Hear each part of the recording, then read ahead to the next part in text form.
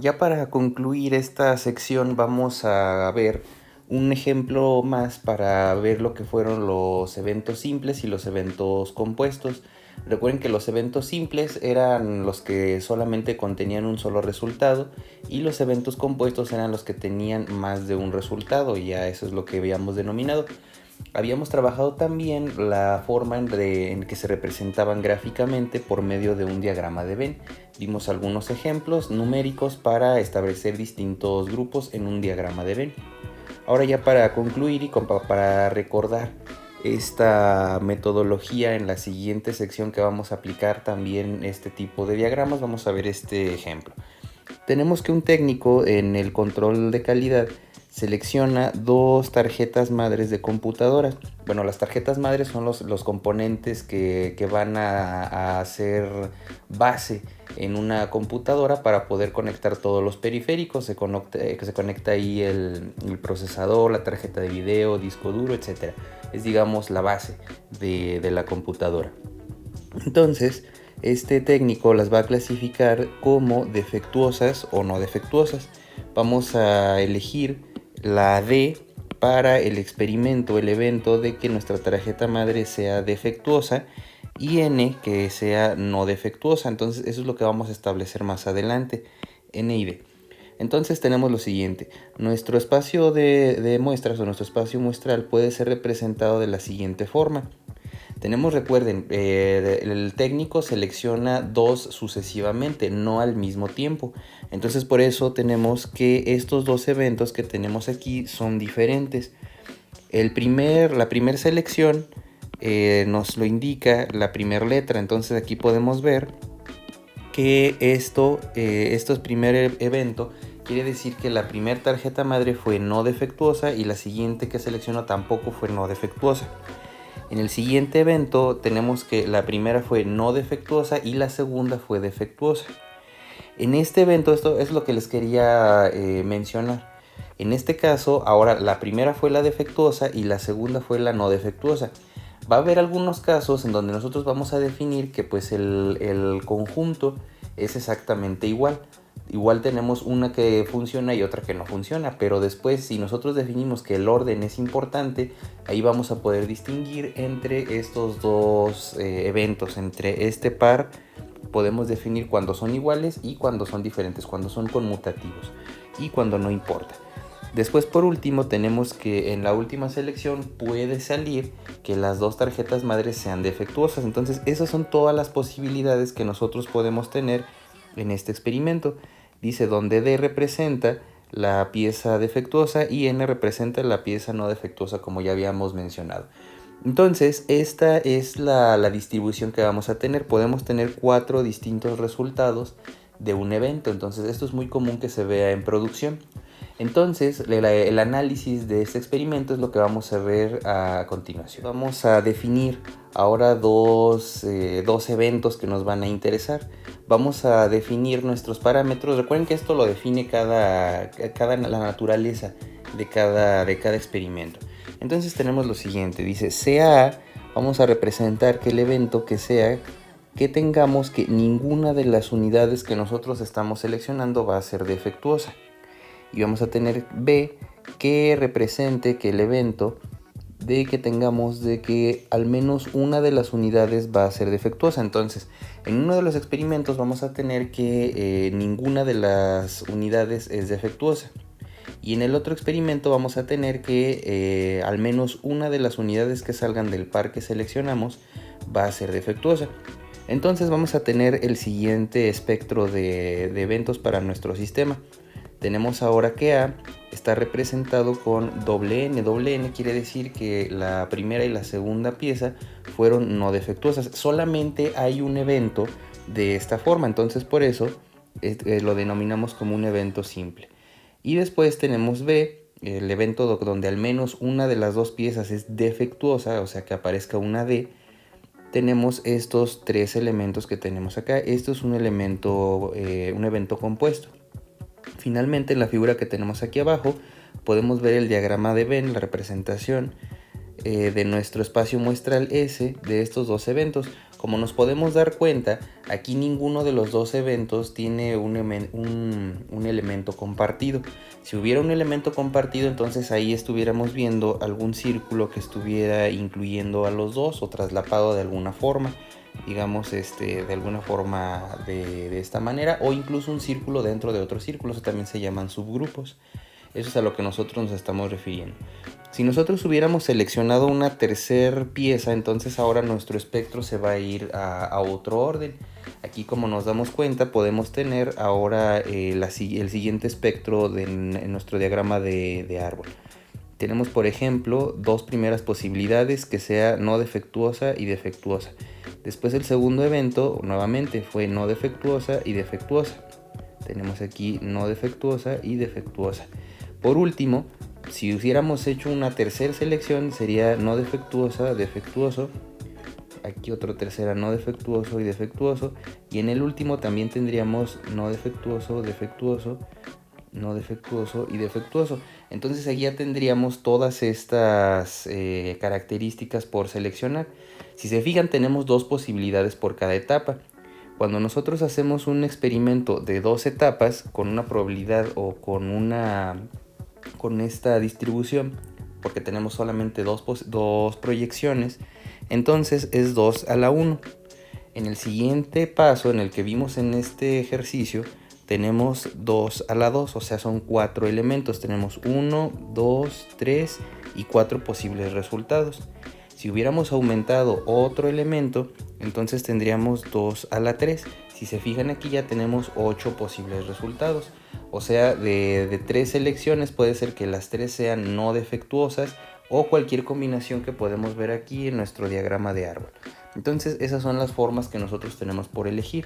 Ese ya es un ejemplo donde podemos ver la representación en el diagrama de Venn.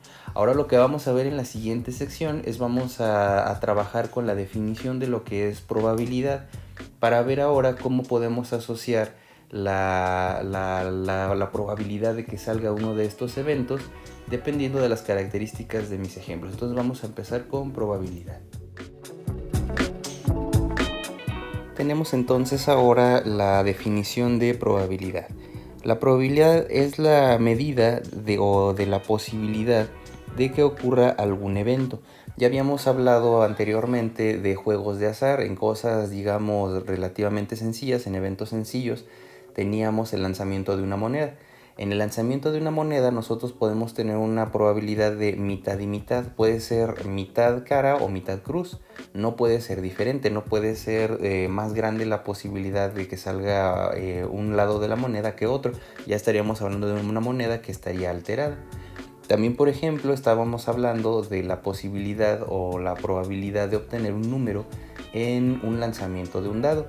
Igual, de la misma forma, en función al número de eventos que tenemos posibles, podemos definir cuál es la probabilidad de que nos salga un resultado que nosotros estemos esperando. Entonces tenemos esto para comenzar. Tenemos que una definición particular que es utilizada depende de la naturaleza del evento que estamos considerando.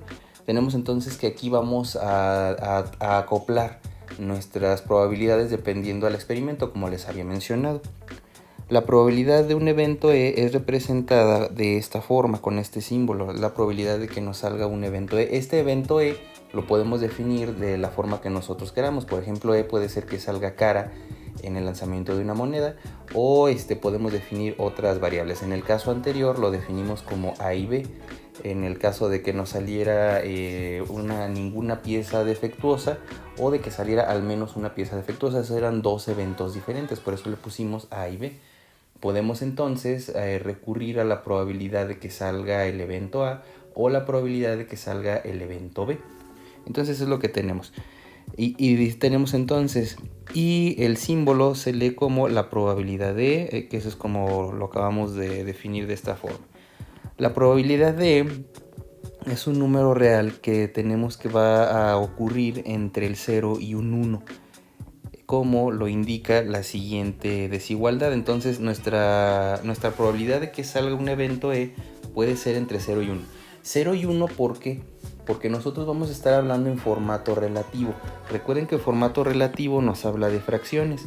Si nosotros aventamos una moneda, vamos a tener la mitad de probabilidad de que salga un lado y la mitad de que salga el otro.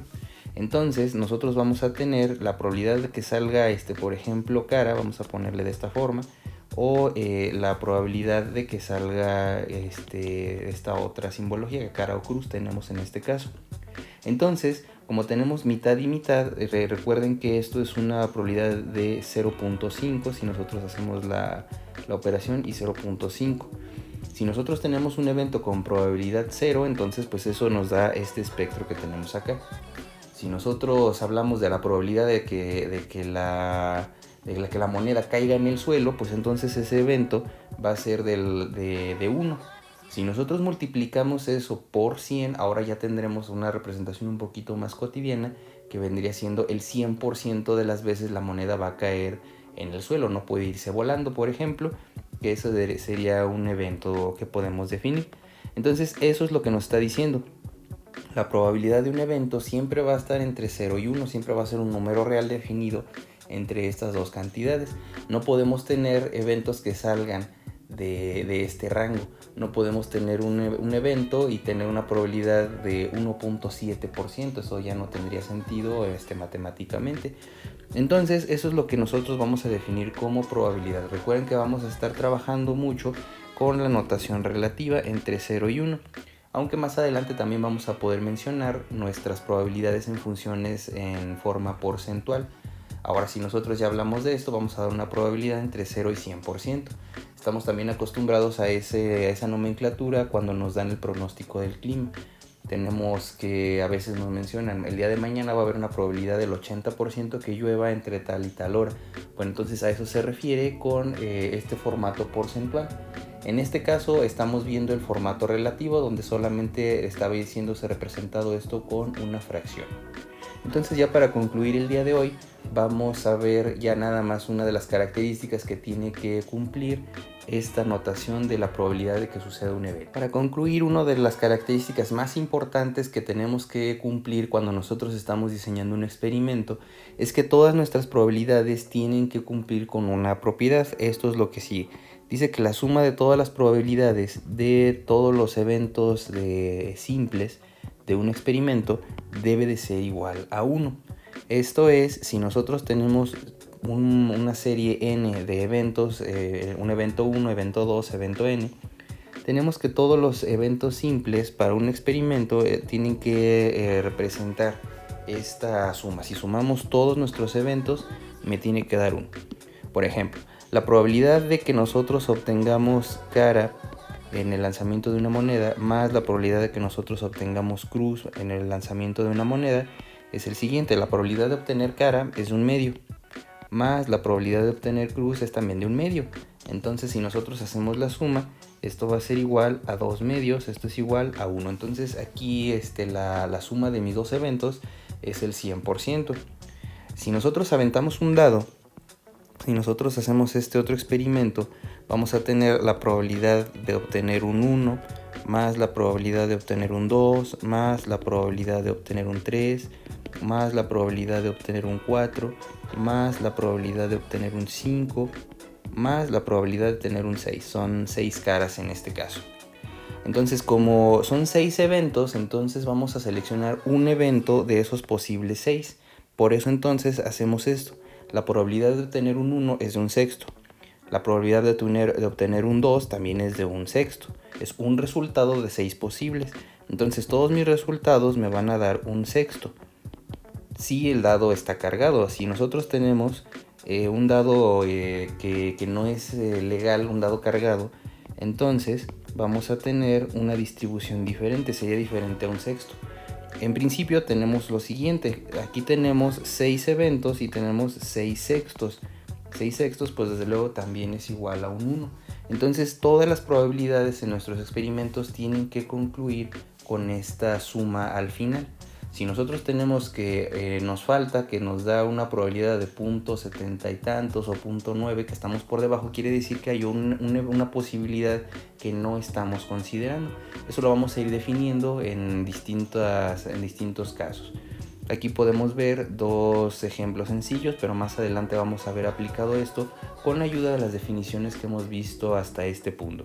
Entonces con esto concluimos esta clase de hoy de lo que fueron las representaciones de eventos simples y la primera introducción de lo que es probabilidad.